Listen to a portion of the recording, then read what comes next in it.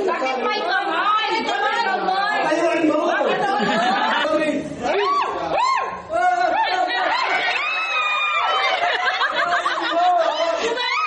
Mahirap pa ito. Kung nagkakanan si Bian.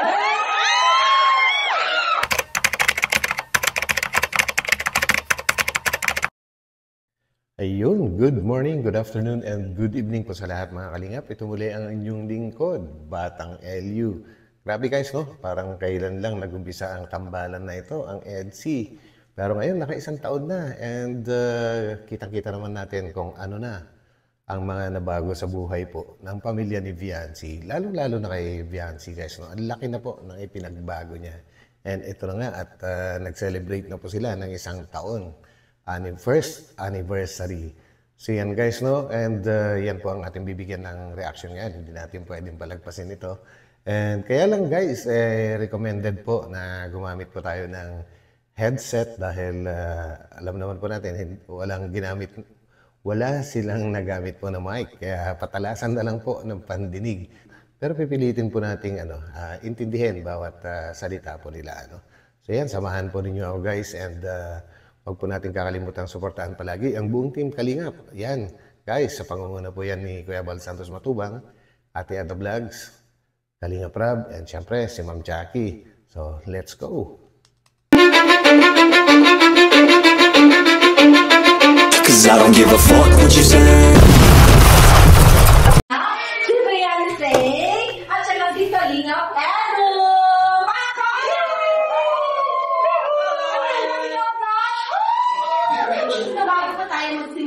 bago pa tayo kakain. Alam mo lang po, kami po nag-aaral, gutom na po kami. Pero magkakaroon po tayo ng short chikahan. So, Viancy, kamusta ka ngayon? Okay lang po si Viancy. Natural, sino ba hindi magiging okay? Magkatabi pa naman sila. Tama ba? Tama? Oo. Ikaw yan, kamusta ka? Yes, okay din si Edo. So, ngayon, tatanungin natin si Viancy, mga Kalingap. Viancy, in-expect mo ba na abot kayo ng isang taon? So yan guys, no, para naman po sa mga walang headset na ginagamit sa ngayon, ay susubukan ko pong ulitin yung mga sinasabi nila.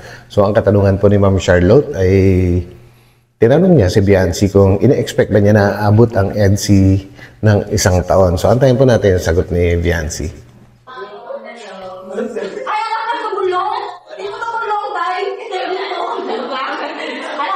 Viancy, iha. Kailangan niya pa-cute kasi ayaw niya kasi yung mama niya kasi maano yan yung boses ito. Kopyakin natin yung boses ng mama niya. Viancy, iha. In-expect mo ba na abot yun ng isang taon? Yes or no? Ay, in-expect na. So yun guys, ang sagot naman po ni Viancy syempre ay yes. At sino ba naman ang hindi mag-expect? Sa lakas naman po ng sa lakas naman po ng tandem nila, isa sila sa pinakasikat at alam na alam po natin yan. Ilang taon na gusto mo? Kayo ba? And the follow-up question ay tanong ni Ma'am Charlotte kung mga ilang taon ang ini-expect ni Viancy na magtatagal ang EDC at ang sagot naman po ay forever. So yun guys, asahan po natin yan. Forever daw talaga. Viancy?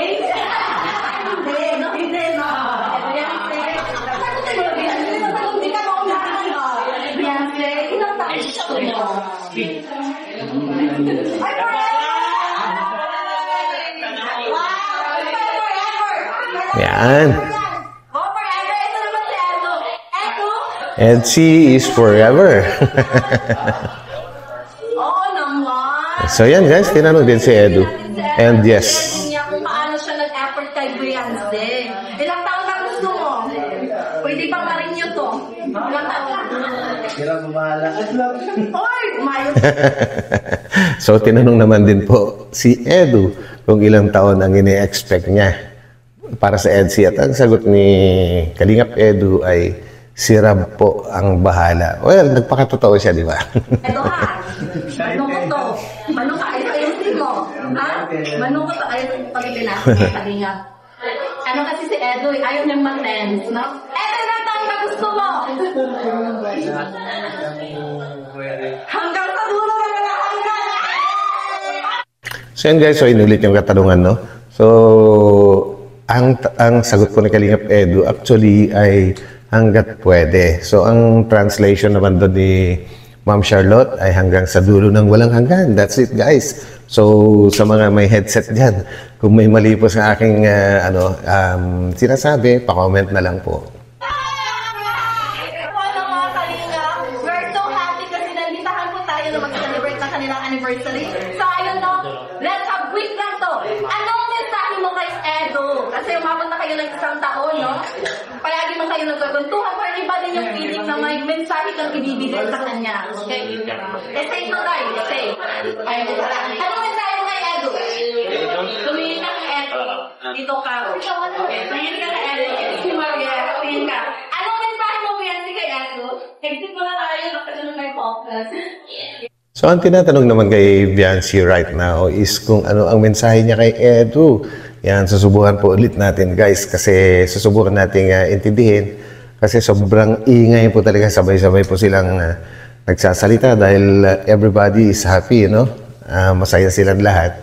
Kaya talagang hindi mapigilan na bawat isa ay nagsasalita habang halos lahat naman po sila ay kumukuha ng video sabay-sabay. And yun nga, dahil wala pong microphone, ay talagang medyo mahirap intindihin. Pero pipilitin po nating intindihin. Pagtinginan kayo. Ay parang yan. Mamaya, magkakaroon na yan. Ano ba tayo ba yan si kay Edu?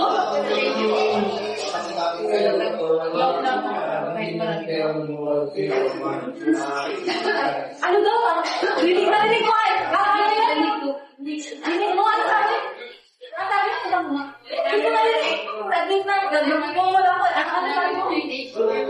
Wala kang microphone. Wala ko may. So yun guys, sinasabi rin ni Viancy na wala kasing microphone. And knowing Viancy ay hindi po ganun kalakas yung kanyang boses pag nagsasalita, ano? Talagang kinakailangan talaga mic para maintindihan.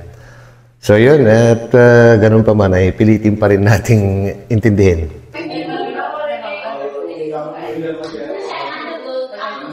Narinig nyo? Thank you daw! Tama ba? Ay, uy, magagalit na lang sila kasi pinaiyak kita. Exit na ako. Hindi ko pinaiyak, no? Ano lang po yun? Anyways, kung ano man po yung sinabi ni Viancy at talagang kahit ako nahirapan din po ako intindihin, no? Ang importante po doon ay naintindihan po siguro ni Edu since magkatabi naman po sila, yun ang mas importante. So whatever it is, I think talagang maganda siguro yung sinabi niya kasi naging emotional po siya at maluha-luha dahil malamang ay totoong-totoo galing sa kanyang puso ang kanyang sinabi. So, yun na po guys. Pag yung tao ay malapit na sa puso mo, pag nagbibigay ka ng mensahe, ay talagang ano ka nung matatouch ka. So, yung mo ay luha ng kanyang pagmamahal. Correct. Nakakita ko, oo nga, pasensya na ha. Nagmamadali kasi ako, ganito talaga ang business ko. Nasanay kasi siya sa mama niya nung okay na, sila nung adjust niya. Basta yung importante narinig na yan. Gusto niya. Diba, pag mahal mo yung isang tao, ipagsigawan mo. Sigaw mo Beyonce.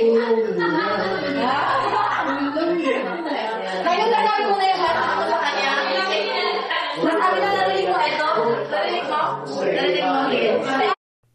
Ang sabi ni Charlotte, kung mahal mo ang isang tao, ipagsigawan mo. Sabi kay Viancy, actually, nagsusumigaw po ang damdamin ni Viancy at dinig na dinig naman po ng puso ni Kalingap Edu yan. For sure. Kaya ganun na lang po yung kanilang tinginan kasi silang dalawa nagkakaintindihan. Ano naman? Anong mensahe mo kay Beyonce? Tumingting na si Beyonce. Beyonce, tingnan mo si Andrew.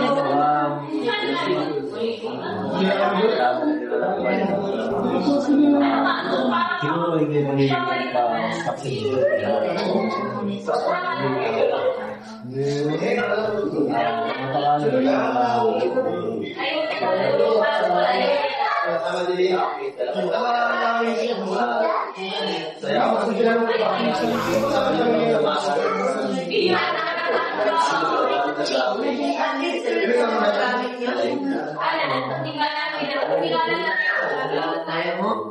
Sobrang swerte ka talaga. Access ko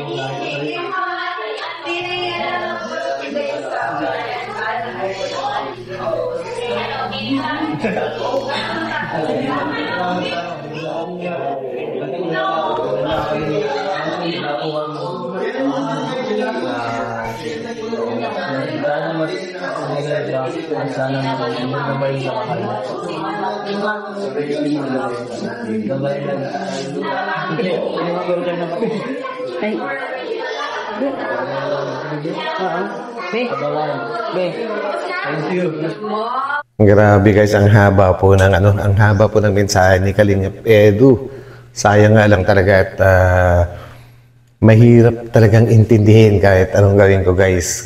Kumbaga mas malakas pa kasi ang boses ng mga nasa paligid kaysa sa kanila na sentro ng ng celebration na ito. Pero ang pinaka naintindihan ko doon, the point is yung nagpasalamat siya kay Viancy at hindi raw mangyayari yung ganito kung wala si Viancy and may mga advices po siya. Paputol-putol lang po yung naiintindihan ko pero ay importante, silang dalawa nagkarinigan po sila guys. So yun ulit po. Pero wala akong nakikita live kasi. Pero kinilig ako kasi kita-kita ko yung mata ni Beyonce. Yes. Ano sinabi niya ito sa last part, no? Ano nga yun? I love you ba yun? Ha? Tama ba narinig ko? Nag-I love you ba? Ay. Umuo na lang. I love you now. I love you. Ay, hindi narinig ni Beyonce. Di ba nag-I love you ba? Narinig ko. I love you. Kulit ni Ma'am Charlotte. Ayaw niya. Iba lang pala. Ay, sagutin ni Viancy kasi wala siyang narinig na gano'n. Anyways, siguro pinapasaya lang ni Ma'am Charlotte ang lahat. Pinulong namin ay, saan natin kalimutan? Ang bigatin. Sa timbang. Ang bigatin sa timbang. Anong mensahe mo, Dr. Love, sa... Yan, pakinggan naman po natin yung mensahe ng scouter.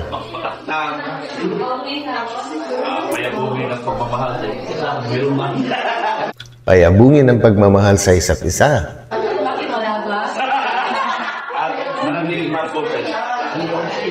Bali ng lahat ng mga viewers at mga malibayan. At huwag maging abusado.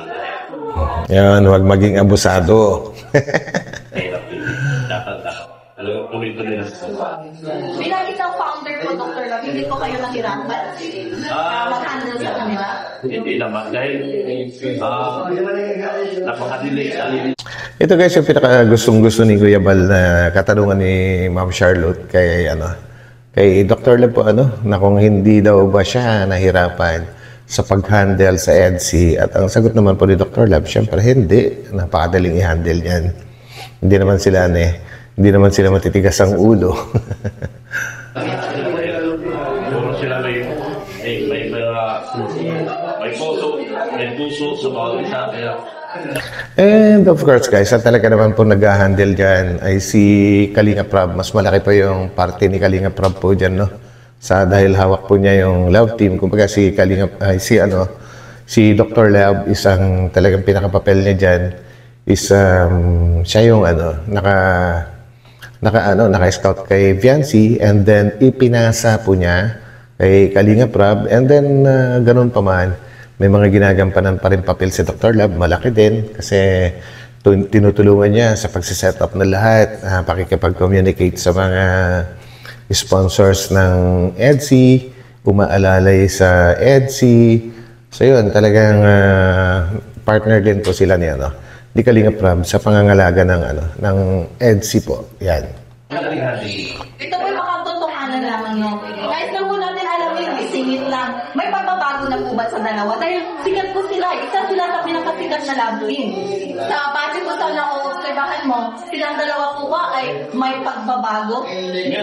Meron ako nakikita medyo konti, pero sabi ko wala kami lang kahit magkano ko yung bibilan. So yun guys, ang katanungan naman nila ngayon is kung may nakikita ba si Dr. Lab na pagbabago sa EDSI. And ang sagot naman syempre, meron konti. Pero kung ano man po yun ay basta walang aminan. So alam na po natin yun, di ba? Sinasabi ko na, tulas na. Walang aminan. Yun. Nadulas lang, walang aminan. Hindi naman pwede madaliin. So, eksakto. Ganon din naman yung sinasabi madalas ni Kalinga Prab. Hindi pwedeng madaliin ang kwento ng EDSI kung meron man silang tinatagong relasyon as of now ay talagang hindi pwedeng aminin kasi mas naiintindihan po ni Kalinga Prab dahil siya po yung nagki-create ng kwento ng buhay nila po dito, ano. Alam niya kung ano pwede mangyari kapag ka may umamin. And since batang-bata pa po si batang-bata pa si Viancy, kumbaga may tuturing na underage, ay talagang hindi po talaga pwede kung meron na. Hindi ko sinasabing meron, kung meron man silang tinatago. And alam ni Kalinga Prab yan na kapag sila ay umamin na, maraming magbabago kasi hindi na siguro ganoon ka exciting. Exciting pa rin, pero mas exciting po ngayon kasi ang daming umaasam at gustong makarinig, makaalam na sila na ba? Sila na nga ba? So ganun po yung ganun po siguro yung iniisip ni Direk Kalinga Prab. Love takes time. It takes time to know each other. About the time magmadali. The important here is masaya nila sa isa't isa. Masaya ba sila sa isa't isa? Kaya sila sa isa't isa na paligaya nila. Iniwalangin ito naman. Iniwalangin natin. Kasi guys, kapag ka umamin na or lantaran na po na may relasyon, iba na po yung tension na mangyayari sa dalawa, no? Sa mga viewers lalo, grabe yan kung mag-observe. Konting makikita lang na pagkukulang or kamalian ng magkabilaang side, mapupuna ka agad yan. Whereas kung talagang hindi pa umaamin or wala pa silang relasyon, ay madali pang pagbigyan yung mga ganun eh. Madali pang maghanap ng dahilan kung bakit nagkamali yung isa or may pagkukulang yung isa. Kasi wala pa nga pong official na relationship. Pero pag meron na, matindi na po yung niyan. Mas parsado na po sila na talagang magpakita ng talagang almost perfect. Kasi iba-iba po yung Iba-iba po yung pag-interpret ng bawat viewer. Milyon-milyon po ang mga nanonood. So yan po ang aking sariling interpretasyon din doon. Happy anniversary po si Thank you. Salamat po kay Tita Rexy and Kuya Lito. Ay, salamat po. Kasi mo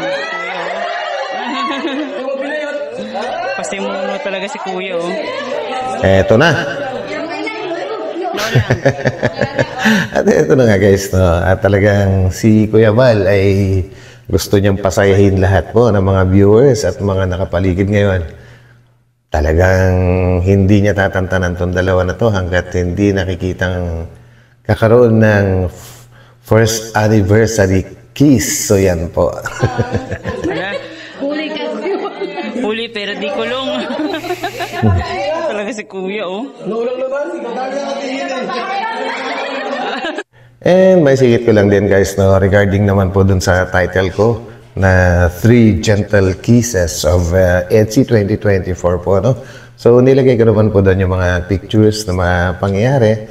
So yun po ay parang summarize yung kung ilang kisses ang nangyari sa loob ng 2024 and sa first na taon ng EDSI. So yan po, kinonect ko lang sa yan guys. Ayun, oh.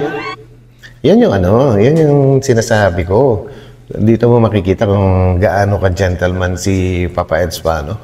Talagang hindi naman po nila gagawin talaga yung kiss na yan. Pinagbigyan lang po nila yung mga viewers at mga humihiling. Pero nakita nyo naman po, no? May talagang sa sariling kamay niya siya humalik, ipinatong lang sa ulo. That's a sign of a real gentleman. Reklamo sila. Bakit may kamay?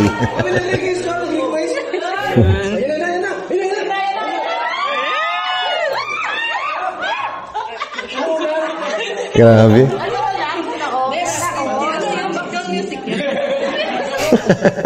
Ang lakas talaga ni Kuya Bal. Ayan na, ayan na.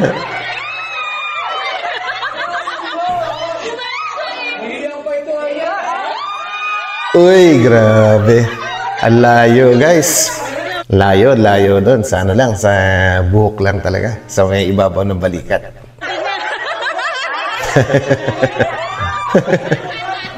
Ang kulit ni Kuya Bal. Hindi pa nakontento. Pagbigyan nyo na. Grabe. Ayun guys, sa wakas. Ulitin nga natin yun guys. Ulitin nga natin. Ulitin natin. Ulitin po natin.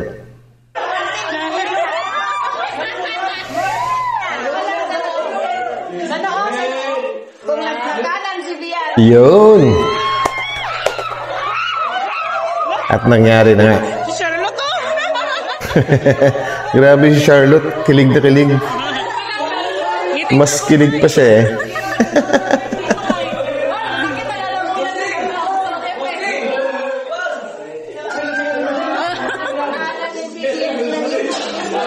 Grabe guys. Isa si Beyonce. Intindi. Pasimuno, pasimuno. Pasimuno si Kuya Bal. Uy, hanggang dito na lang guys. And yun, nakita natin, napakasimple po ng nangyaring selebrasyon po, ano? Pero punong-puno naman po ng kasiyahan. Lahat masaya, walang hindi masaya. Dinig na dinig natin kung paano sila nagkasiyahan. And para sa akin yun po yung importante. Hindi po pwede ikumpara yung sobrang bongga, pero hindi naman masaya. Ang kailangan po natin sa buhay natin guys, maging masaya. Yun yung hindi kayang bayaran ng pera po, ano? And yun na nga, napakabilis ng panahon. Talagang nakaisang taon na. And ang masasabi ko lang, ang wish ko sa EDSI, syempre may wish ako dyan guys, ay walang magbabago. Kasi nakita ko, perfect na po sila eh. Maganda po yung, nila, yung harmonious, yung samahan po nila, smooth sailing lang yung takbo ng kwento nila. So yun lang, wala na akong ibang hihilingin, kundi sana'y walang magbago. Walang magbago negative, ha? Pwedeng magbago positively. So yan po guys, maraming salamat at sinumahan po ninyo ako ngayon. Ito muli ang inyong lingkod Batang LU. And guys, magkita-kita pa tayo ulit sa aking susunod na upload. And tamsak naman tayo dyan. Bye-bye po. Bye.